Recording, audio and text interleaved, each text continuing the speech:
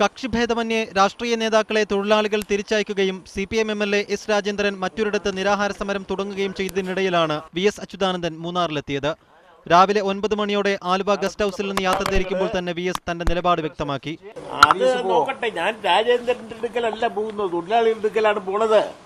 11 മണിയോടെ മൂന്നാറിലെ സമരഭൂമിയിലെത്തിയ VSന് ലഭിച്ചത് ആവേശകരമായ സ്വീകരണം.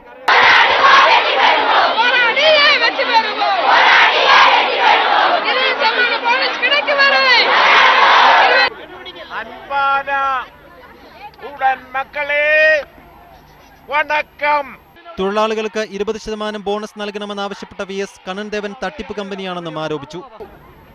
ഇവരുടെ കൈവശമുള്ള ഭൂമി അളന്ന് 57,000-ത്തിലധികമുള്ളത് തിരിച്ചെടുക്കേണ്ടതായിട്ടുണ്ട്.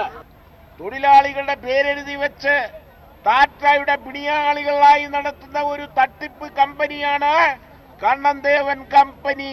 വിവിധ രാഷ്ട്രീയ നേതാക്കൾക്ക് കമ്പനി പണവും സ്വത്തും നൽകുന്നുവെന്ന തൊഴിലാളികളുടെ ആരോപണവും VS ശരിവച്ചു. മാനേജ്മെന്റിനും അവരുടെ പാർശ്വവർത്തികളായ ആളുകൾക്കും വേണ്ടി കോടിക്കണക്കിന് രൂപ ചിലവഴിച്ച് ബംഗ്ലാവ് പണിയുന്നതിനും അതിൽ പഞ്ചനക്ഷത്ര സൗകര്യങ്ങൾ ഒരുക്കി കൊടുക്കുന്നതിനും 10,000-കണക്കിന് ശമ്പളം കൊടുത്ത് ഇവർക്ക് വേണ്ടി സിൽബന്ധികളെ നിയമിക്കുന്നതിനുമാണ് കമ്പനി താൽപര്യം.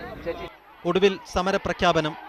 സർക്കാരും കമ്പനിയും തീരുമാനമെടുക്കുന്നിടം വരെ ഞാൻ ഈ സമരക്കാരുടെ കൂടെ തന്നെ ഇരിക്കുന്നതാണ്